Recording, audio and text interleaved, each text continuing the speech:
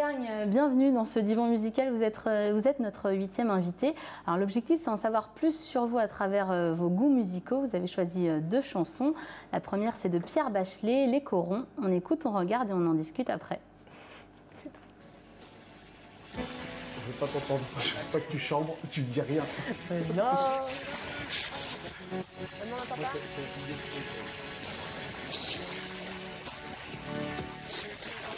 On entend mal. On va revenir, hein.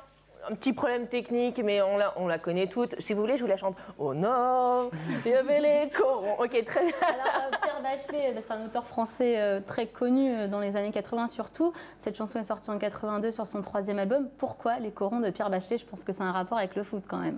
C'est un rapport avec le foot. Je suis né à Calais, j'ai vécu à Lens. J'ai été tout petit, j'allais voir les matchs du Racing Club de Lens avec mon père, et en tribune bien sûr.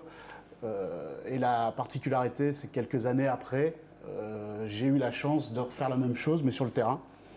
Et il y a quoi avec cette chanson à Lens? Racontez-nous. Alors, en fait, ce qu'il faut savoir, c'est que les supporters lensois ont cette particularité de chanter à la mi-temps des matchs Pierre Bachelet, Les Corons, le Nord, tous ensemble. Donc, c'est 35 000 personnes qui dégagent une émotion et des vibrations pendant une courte durée, qui donnent envie d'aimer le football ces quelques minutes, même pour ceux qui n'aiment pas.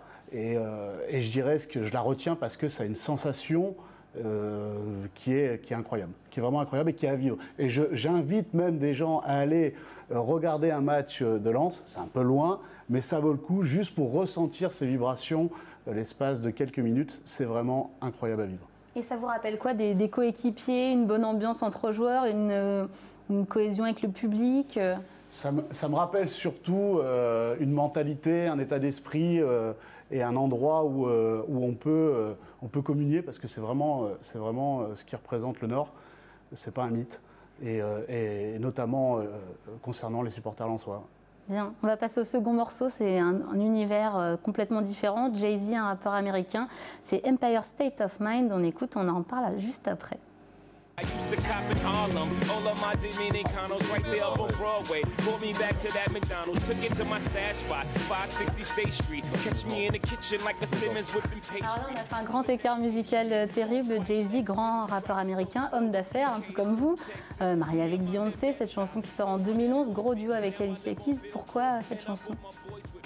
Ben, c'est sur cette chanson que j'ai rencontré ma femme, avec qui j'ai eu un enfant. Beyoncé, c'est ça? Non, ça c'est mon ex.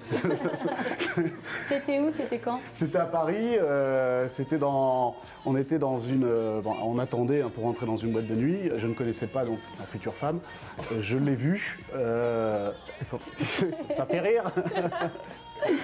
Donc je l'ai vue dans cette file d'attente. Et j'ai eu le coup de foudre. Et quand elle est rentrée dans cette boîte, je suis rentré aussi. Au même moment, cette chanson est passée.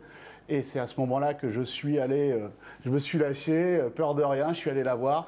On a dansé. Et en dansant sur cette chanson, on a fait notre vie derrière. C'est magnifique. Un gros merci à Jay-Z en tout cas. Et oui. Merci à vous de vous être livré. Et le divan reviendra dans 2 semaines car c'est férié la semaine prochaine. C'est férié la semaine prochaine, tout à fait. Vous serez de repos, Bintili. Merci beaucoup de vous être prêté au jeu, en tout cas, Guillaume.